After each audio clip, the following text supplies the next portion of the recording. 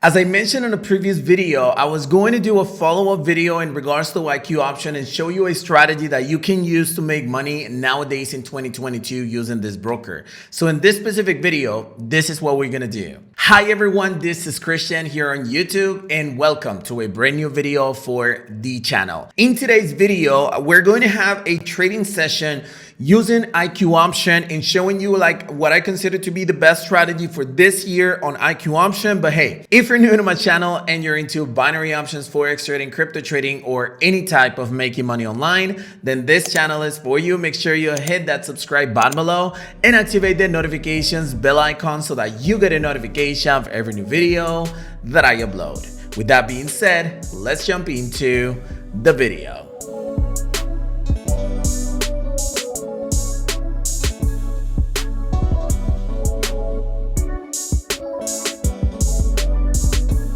So the first thing that we're going to ask ourselves, if by any chance you've not been following me for a while now, is what is IQ option? So IQ option is a binary options broker that is fully regulated by SISEC and that has been in the market since, I don't know, probably 2013, if I'm not mistaken, 13, 14, something like that, or 12. So it's been in the market for over 9 years or almost 10 years now in the market. It is by far the longest and probably the most popular binary options broker in the world, which is really cool. I do recommend you to check my other video that I actually talk about whether IQ option is dead or not. I'm actually going to put it somewhere in the cards right there so you can check him out, and you're going to fully understand what the broker is, what is it that has gone throughout the last few years. But super important that you watch that video before you continue with this video as well. So now let's go ahead and dive right into the strategy settings. So it's actually pretty darn simple.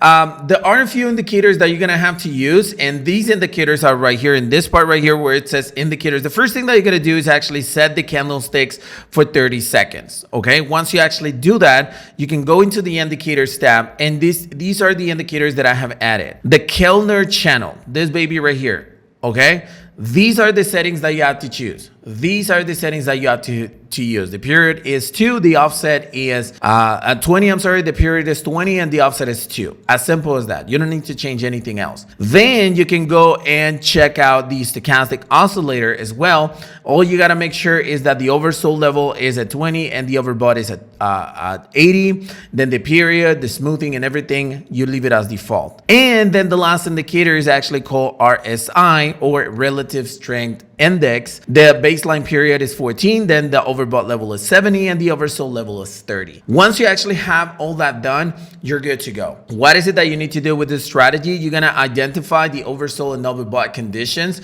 of the market. So in order to do that, all you guys have to do is wait for the RSI level to go below this baby right here or go above. But whenever you actually see that the RSI is touching the level of 30, then you enter a 1-minute position. And whenever you see that the market is oversold on stochastic, like it is right here below the level of 20, that means that it's oversold as well. And the last confirmation is that the actual candlesticks are going outside or close outside the Kellner channel level. Once all of these 3 criteria are actually met, all you got to do is enter a 1-minute position. Now, one thing that you got to understand as well is that the 1-minute position in IQ option is slightly different. For instance, right now, as you can see, I enter a trade, but I didn't enter for 1 minute directly, but because they do have an expiration time set in this specific area. So you got to choose like the closest expiration time and you're going to be good to go.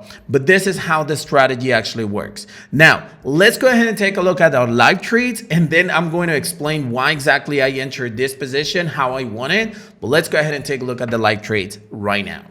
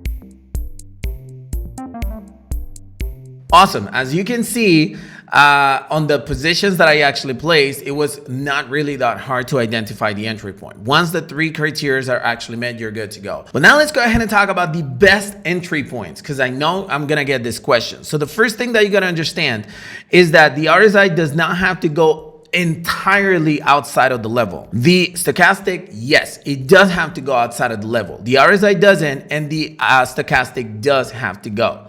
So what is a good entry point?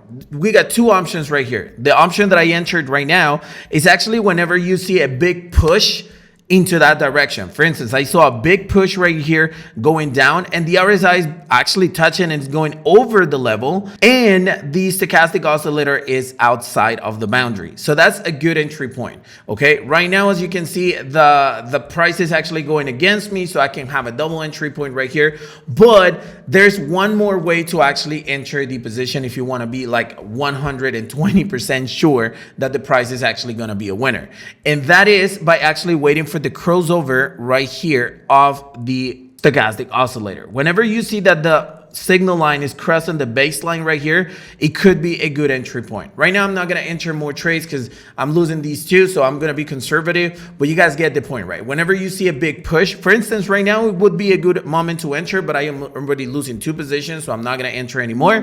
But you do get the idea, right? You get the idea that you gotta wait either for the crossover or for the big push. Right now, obviously, this candlestick is going to start going up, or you could have entered around this level when the candlestick was pushing really, really hard. So that gives you a bigger edge so that you can actually win that position. Now, also, I'm going to get the question as to, hey, Chris, what are the best pairs to actually trade with this specific strategy? Look, one thing that I really like about IQ option is that the payout is super consistent and super, super good. You can see that the profit is plus 85%. So it basically means that every winning position that you're going to get is going to be with an 85% return of investment. And that's actually something really, really good. So I would suggest you to stay away from every CHF pair except for USD CHF. What that means is that if I type in CHF, I'm going to get Euro CHF, CAD CHF. I think there are some other pairs with CHF, but those are the pairs that you got to stay away from. Okay. Other than that, you can use any other pair you guys want to. At least focus on the major pairs: AUD JPY, AUD CAD, AUD USD, Euro JPY, GBP USD, and so on. So now I have to recover out of these lost positions, but you can see that if you would have entered at the crossover, which was right here of the stochastic oscillator, it was around this area, that right now the trade is actually being a winner. Probably I entered too soon. It's okay. The strategy is not 100% accurate. It is around 80 to 90% if you use it right. And you can see all my other videos in regards to all the brokers that I've been using with the exact same strategy and making tons of money.